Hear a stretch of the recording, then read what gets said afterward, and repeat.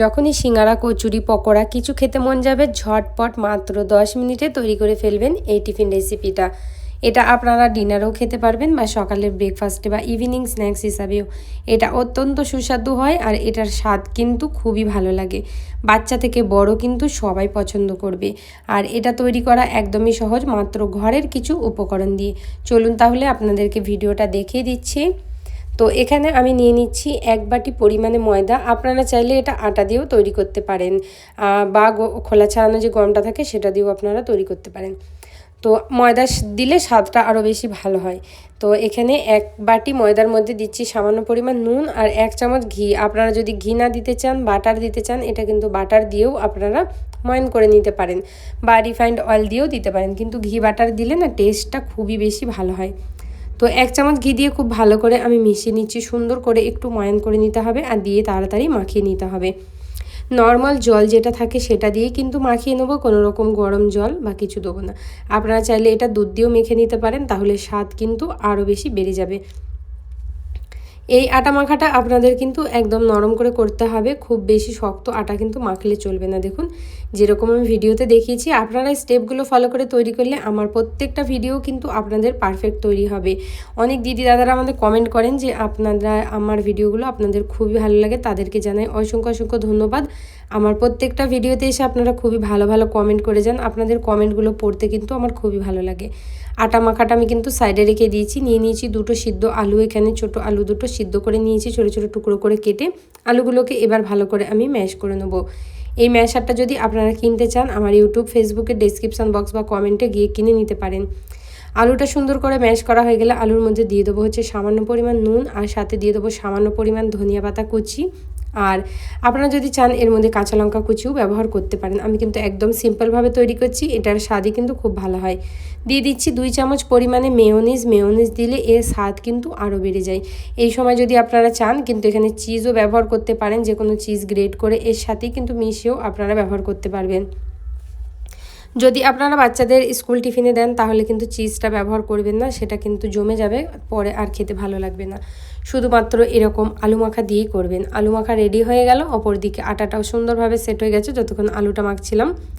তো আটাটা সেই জন্যই বলছি, যেহেতু আমরা কোনো রকম রেস্টে রাখছি না, মাত্র 10 মিনিটে তৈরি করছি, তাই আটাটা কোনো রকম রেস্টে রাখবো না, এরকম নরম করে মেখে নেবো।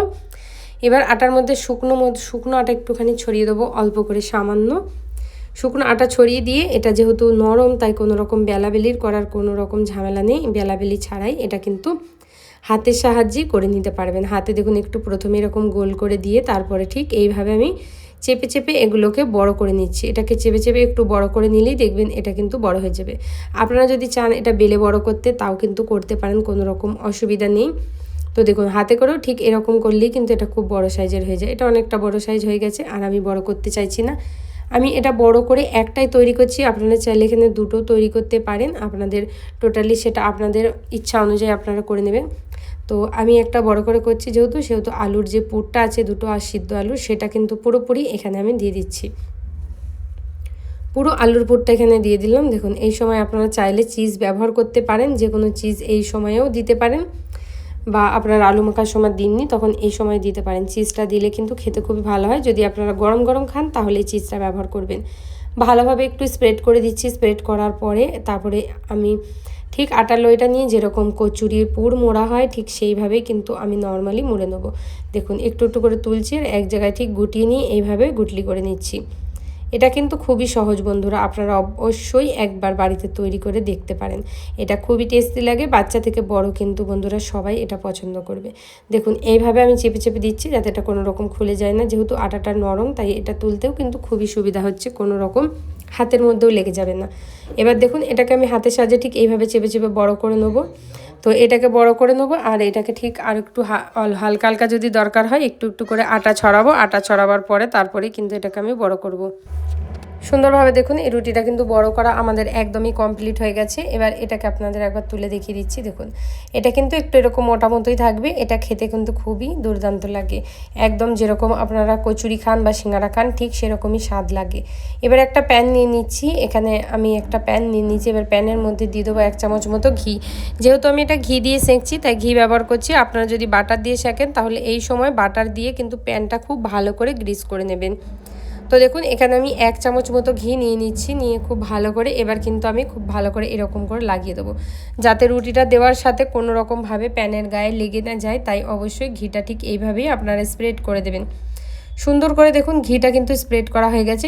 এবার হালকা করে আমি কিন্তু যে রুটিটা তৈরি করেছি সেটাই প্যানের মধ্যে বসিয়ে দেবো। বন্ধুরা, আপনাদের ভিডিওটা কেমন লাগলো আপনারা কিন্তু জানাতে একদম ভুলবেন না। আর আমার ভিডিও যদি আপনাদের ভালো লাগে একটু বন্ধুবান্ধবের মধ্যে শেয়ার করে দেবেন। ইউটিউব থেকে দেখলে আমার চ্যানেলটা সাবস্ক্রাইব করবেন, ফেসবুক পেজ থেকে দেখলে ফেসবুক পেজটা বন্ধুরা অবশ্যই ফলো করে নেবেন, সাথে থাকবেন। আমার ইনস্টাগ্রাম পেজটাকেও আপনারা কিন্তু ফলো করে নেবেন, ওখানেও কিন্তু আমি সুন্দর সুন্দর আপডেট দিই, ভালো ভালো ভিডিও দিই। তো দেখুন এবার এটা সরাসরি গ্যাসে বসিয়ে দিয়েছি, দিয়ে হাই ফ্লেমে রেখে দেবো প্রায় 3 মিনিট মতো। ঘড়ি ধরে কিন্তু হাই ফ্লেমে আমি 3 মিনিট মতো রেখে দেবো। রেখে দেওয়ার পরে তারপরে কিন্তু পুরোটা টোটালি আমি কিন্তু মিডিয়াম ফ্লেম করে এটাকে ভেজে নেবো। 2 মিনিট হয়ে গেছে দেখুন, আরও 1 মিনিট মতো আমি কিন্তু হাই ফ্লেমে রাখার পরে তারপরে কিন্তু উল্টিয়ে দেবো। 3 মিনিট এখানে পুরো কমপ্লিট হয়ে গেছে। এবার গ্যাসটা আমি মিডিয়াম ফ্লেম করে দেবো, করে দিয়ে এটাকে উল্টিয়ে দেবো। আপনাদের যদি এইভাবে উল্টাতে অসুবিধা হয় আপনারা প্লেটের মধ্যে উল্টে নিয়ে তারপরে কিন্তু আস্তে করেও এটাকে ছেড়ে দিতে পারবেন। তো দেখুন অপর দিকটাও ঠিক আমি এইভাবে মিডিয়াম ফ্লেম করে 1 মিনিট মতো ভালো করে ভেজে নেবো সুন্দর করে। তারপরে কিন্তু এটাকে আমি আবার উল্টাবো। তো দেখুন বন্ধুরা, এটা কিন্তু এইভাবে ভাজতে ভাজতে আমার আরও 2 মিনিট হয়ে গেছিলো। 2 মিনিট পরে দেখুন কি সুন্দর কালার এসেছে, আর সাইডগুলো দেখুন কি সুন্দরভাবে কিন্তু একদম মুচমুচে হয়ে গেছে আর খুব ভালোভাবে ভাজা হয়ে গেছে। যেই ঘিটা দিয়েছিলাম সেই 1 চামচ ঘিয়েই কিন্তু এটা পুরোপুরি ভাজছি আমি, এক্সট্রা করে কিন্তু আর কোনো রকম এর মধ্যে তেল বা ঘি ব্যবহার করিনি। তো এটা খুব ভালোভাবে ভাজা হয়ে গেছে। যখন দেখবেন যে এরকম কালার এসে গেছে তখন কিন্তু এই চিজটা দেওয়া কিন্তু টোটালি বন্ধুরা অপশনাল, আপনারা না চাইলে একদম নাও দিতে পারেন।